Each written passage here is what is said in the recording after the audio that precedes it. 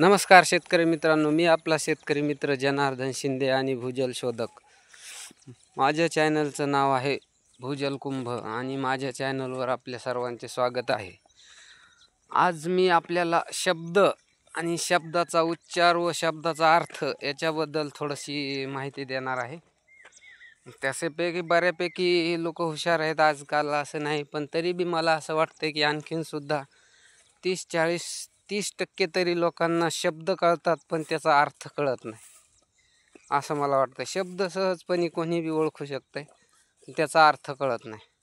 आता उदाहरणार्थ संस्कृतमध्ये काही शब्द आहेत। आता मोठे राजे महाराजे त्या काळात म्हणायचे, समजा आपण आता काय म्हणतो या बसा, त्यावेळेस काय म्हणायचे, पाहुणे आले की समजा अतिथी देवो भव असं त्यांचं ते असायचं आणि ते म्हणायचे आसन ग्रहण करावं। आत्ताच्या काळात साध्या भाषेत जर झालं तर आपण काय म्हणतो या बसा, आणि आसन ग्रहण करावं हा सांस्कृतिक शब्द आहे आणि हे संस्कृतमध्ये मोडल्या जातं। तर त्याचं आणखीन कोणाला बऱ्यापैकी कळत नाही। आसन ग्रहण करावं म्हणजे काय, आसन ग्रहण करा म्हणजे आपण मराठीत साध्या भाषेत सोप्या भाषेत म्हणतो या बसा। त्यानंतर समजा ती व्यक्ती बसली, आपण साध्या भाषेत काय म्हणतो घ्या पाणी घ्या। तर त्या भाषेत संस्कृतमध्ये समजा त्याला काय म्हटलं जातं, अरे बा आपण जल ग्रहण करावे। ग्रहण करावे म्हणजे काय, आता ग्रहण करावे हा शब्द झाला, शब्द कळला, जल ग्रहण करावे ऐकला आपण, आपल्याला काय ऐकू आला, कळला शब्द, त्याचा अर्थ काय ग्रहण करावं म्हणजे अजून बऱ्याच जणांना त्याचा अर्थ कळत नाही। तर त्याचा अर्थ असा होतो, ग्रहण करावं म्हणजे आपण कसं म्हणतो पाणी प्यावा, तर त्याचा अर्थ तसा होतो पाणी प्या। आता उदाहरणार्थ माझ्या चॅनलचं नाव भूजल कुंभ आहे।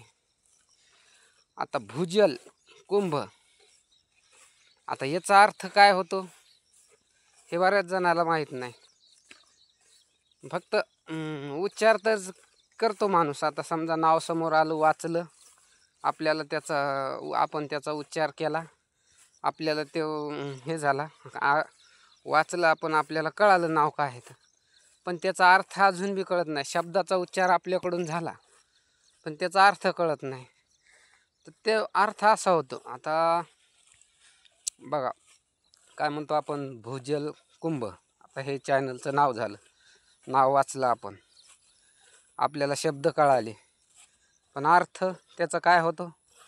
आता मी नाव ठेवलं आहे असं नावाला, चॅनलच्या नावाला लोक हसतात, भूजल कुंभ।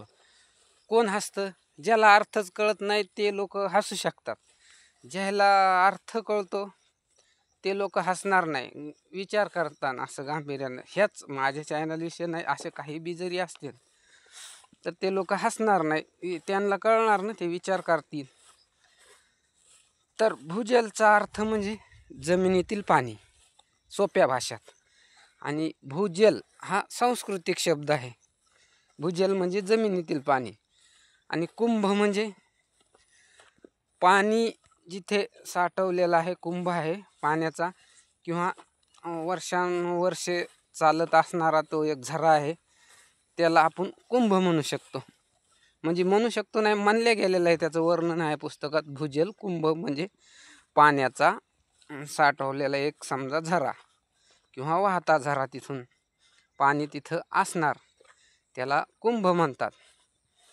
असं कुठल्याही गोष्टीचा जमा करून ठेवलेली असेल त्याला कुंभ, असं तो सांस्कृतिक शब्द झाला। आपल्या सोप्या भाषेत झालं पाण्याचा झरा, आपण त्याला असं म्हणू शकतो, असं झालं। आता समजा ते लोणारचं आहे, लोणारचं तळे आहे, त्याला काय म्हणतात सरोवर। सरोवर म्हणजे आता सरोवर शब्द कळाला पण त्या शब्दाचा अर्थ नाही कळाला, अशा बऱ्याच जणाला होता, अर्थ कळत नाही शब्दांचा। त्यांच्यासाठी हा व्हिडिओ होता। व्हिडिओ आवडला असेल व्हिडिओ लाईक करा, चॅनल सबस्क्राईब करा, धन्यवाद।